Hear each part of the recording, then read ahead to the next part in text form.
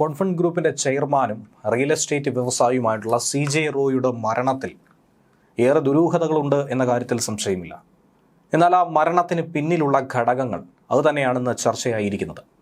ഏറെ നിർണായകമായ ചില വിവരങ്ങൾ അന്വേഷണ സംഘത്തെ സംബന്ധിച്ച് ഇപ്പോൾ കിട്ടിയിരിക്കുന്നു.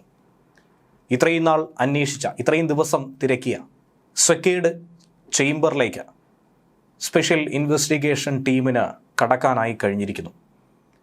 അജ്ഞാതമായിരിക്കുന്ന ആത്മഹത്യാ കാരണം, മരിക്കും മുമ്പ് റോയ് ചെയ്തിട്ടുള്ള ആ പ്രധാനപ്പെട്ട നീക്കങ്ങൾ, ഇതൊക്കെ തന്നെ സെക്യൂർഡ് ചേംബറിൽ അന്വേഷണം നടത്തുമ്പോൾ മനസ്സിലാക്കാൻ കഴിയും. ഇന്റർനെറ്റ് അധിഷ്ഠിതമായ കോളുകൾ വിളിച്ചതുകൊണ്ട് തന്നെ DVR അനുസരിച്ച് ഇതിൻ്റെ വിവരങ്ങൾ ശേഖരിക്കാൻ ആദ്യഘട്ടത്തിൽ അന്വേഷണ സംഘത്തിന് ബുദ്ധിമുട്ടുണ്ടായി. റോയ് സൂക്ഷിച്ചിരിക്കുന്ന രേഖകളിലേക്ക് എത്താനും അന്വേഷണ സംഘത്തിന് ബുദ്ധിമുട്ടുണ്ടായിരുന്നു. ഈ പറഞ്ഞ രഹസ്യ അറയിൽ ഫേസ് റെക്കഗ്നീഷൻ അടക്കമുള്ള സാങ്കേതിക വിദ്യ ഉപയോഗിച്ചതുകൊണ്ട് റോയ്ക്കല്ലാതെ മറ്റാർക്കും അതിലേക്ക് കടന്നു ചെല്ലാനായി കഴിയില്ല. ആ റോയ് ഒളിപ്പിച്ചിരുന്ന നിഗൂഢമായിട്ടുള്ള രഹസ്യങ്ങൾ അന്വേഷണ സംഘം നിലവിൽ മനസ്സിലാക്കുകയാണ്. ഇതോടൊപ്പം ചർച്ചയായിരിക്കുന്ന ഒരു നടിയുടെ വാക്കുകളും. നിർണായക വഴിത്തിരിവ് തേടി തന്നെയാണ് അന്വേഷണ സംഘത്തിൻ്റെ യാത്ര. അതിൽ പ്രധാനപ്പെട്ടതാണ് ഈ ഫോൺ രേഖകളും. കാര്യമായ സൂചനകളൊന്നും തന്നെ സാധാരണഗതിയിലുള്ള ഫോൺ കോളുകളിൽ കിട്ടിയിട്ടില്ല. റോയിയുടെ ഇൻ്റർനെറ്റുമായി ബന്ധപ്പെട്ട നെറ്റ് കോളിംഗ് കണ്ടെത്തി അതിൽ നിന്നും വിവരങ്ങൾ ശേഖരിക്കാനാണ് ശ്രമിക്കുന്നത്. ഓഫീസിൽ നിന്നും ചില രഹസ്യ കുറിപ്പുകളും കിട്ടിയിട്ടുണ്ട്. അതനുസരിച്ചുള്ള അന്വേഷണവും മറുഭാഗത്ത് നടത്തുന്നുണ്ട്. എന്നാൽ നെറ്റ് കോൾ, വെബ് കോളിനെ കുറിച്ച് പറയുകയാണെങ്കിൽ ഏറെ ബുദ്ധിമുട്ടുണ്ട്. കാരണം അന്വേഷണ സംഘത്തെ നിരാശപ്പെടുത്തിയ ഒരു സംഭവമായിരുന്നു അതിൻ്റെ അന്വേഷണ ഫലം. റോയ് നേരിട്ടുള്ള കോളുകൾ വളരെ വിരളമായി മാത്രമേ ചെയ്തിട്ടുള്ളൂ. ഏറെ പ്രൈവസി ആഗ്രഹിക്കുന്ന റോയ് ആകട്ടെ നെറ്റ് കോളുകളെ ആശ്രയിച്ച് തന്നെയായിരുന്നു പ്രധാനപ്പെട്ട ഡീലിങ്സുകളൊക്കെ തന്നെ നടത്തിയിട്ടുള്ളത്. ഏറ്റവും കൂടുതൽ വെബ് അധിഷ്ഠിത കോളിങ്ങിനെ ആയിരുന്നു, അതിൻ്റെ പ്ലാറ്റ്ഫോമുകളെ, ആപ്പുകളെ ഒക്കെ തന്നെയായിരുന്നു റോയ് ആശ്രയിച്ചിരുന്നത്. അതുകൊണ്ട് തന്നെ സാധാരണഗതിയിൽ ഫോൺ കോളുകൾ അന്വേഷിക്കുന്നത് പോലെ ഇത് അന്വേഷിച്ച് കണ്ടെത്താനായി കഴിയില്ല. DDR വിവരങ്ങളൊക്കെ തന്നെ വിശകലനം ചെയ്തെടുക്കുക എന്നുള്ളത് ഏറെ ബുദ്ധിമുട്ടുള്ള കാര്യം തന്നെയാണ്. URL നമ്പറുകൾ വഴി റോയിയുടെ ഇൻ്റർനെറ്റ് ആശയവിനിമയത്തിൻ്റെ ആ വലിയൊരു പസിൽ അത് പുറത്തു കൊണ്ടുവരാനാണ് SITയുടെ സാങ്കേതിക വിഭാഗം ശ്രമിച്ചുകൊണ്ടിരിക്കുന്നത്. സൈബർ സെല്ലിൻ്റെ അടക്കം സഹായം തേടി തന്നെയാണ് ഈ അന്വേഷണം കൊണ്ടുപോകുന്നത്. അതിനിടയിലാണ് കേസിലെ ഒരു പ്രധാനപ്പെട്ട ഒരു വഴിത്തിരിവെന്ന രീതിയിൽ, നിർണായകമായൊരു കണ്ടെത്തൽ എന്ന രീതിയിൽ റോയിയുടെ രഹസ്യങ്ങൾ ആരോടും പറയാത്ത, ആരോടും പങ്കുവയ്ക്കാത്ത ആ രഹസ്യങ്ങൾ ഒളിപ്പിച്ച സെക്യൂർഡ് ചേംബറിലേക്ക് എത്തിച്ചേരാനായി അന്വേഷണ സംഘത്തിന് കഴിഞ്ഞിരിക്കുന്നത്.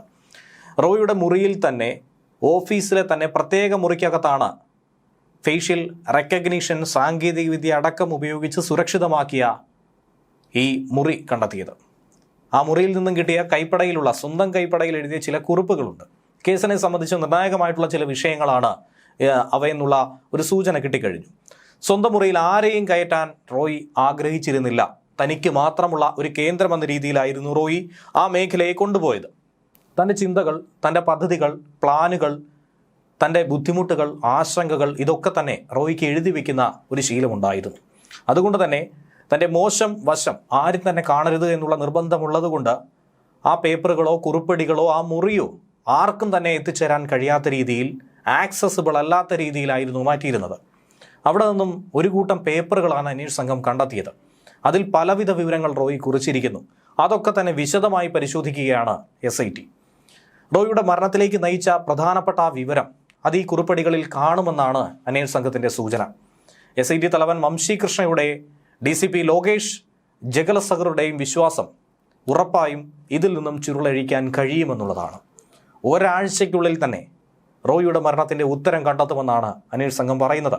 ഇതിനിടയിൽ കേരളത്തിലേക്കും അന്വേഷണം വ്യാപിപ്പിക്കുന്നുണ്ട്. കർണാടകയിൽ നിന്നുള്ള പോലീസ് സംഘം കേരളത്തിലെത്തി പലവിധ വിവരങ്ങൾ തേടും.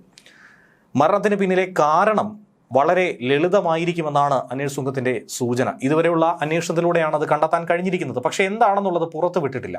കൃത്യമായ തെളിവുകൾ ശേഖരിച്ചതിന് ശേഷം മാത്രം അത് പുറത്തു പറയാമെന്നാണ് SIT പറയുന്നത്. ബംഗളൂരു പോലീസിൻ്റെ അന്വേഷണ മികവിൽ കർണാടക സർക്കാർ പൂർണ്ണ വിശ്വാസം രേഖപ്പെടുത്തിയിട്ടുണ്ട്.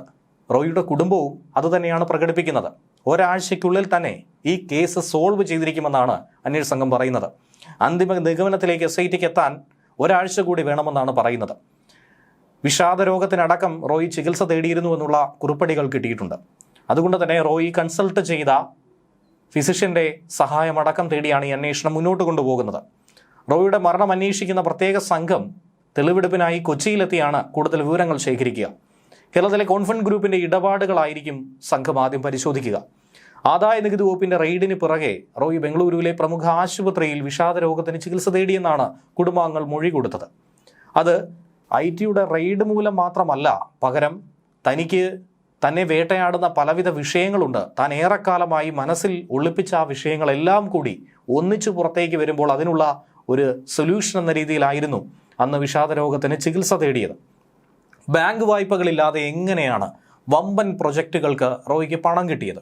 SIT സംബന്ധിച്ച് കുഴപ്പിക്കുന്നൊരു വിഷയം തന്നെയായിരുന്നു. അത്രയധികം ധനികനായി എങ്ങനെ റോയി മാറി? അതിൻ്റെ സോഴ്സ് എവിടെ നിന്നാണ്?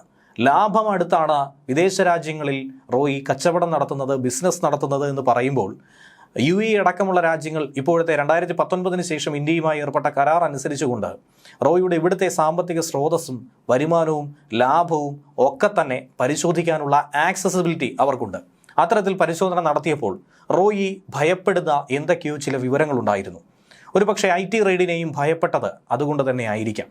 പല പ്രൊജക്റ്റുകളിലും നിക്ഷേപം നടത്തിയവർ പണം തിരികെ ആവശ്യപ്പെടുന്ന ഒരു സാഹചര്യം പോലും ഉണ്ടായിരുന്നുവെന്നാണ് മനസ്സിലാക്കേണ്ടത്. അതിലൂടെയൊക്കെ കടുത്ത സമ്മർദ്ദം റോയി നേരിട്ടിരുന്നു.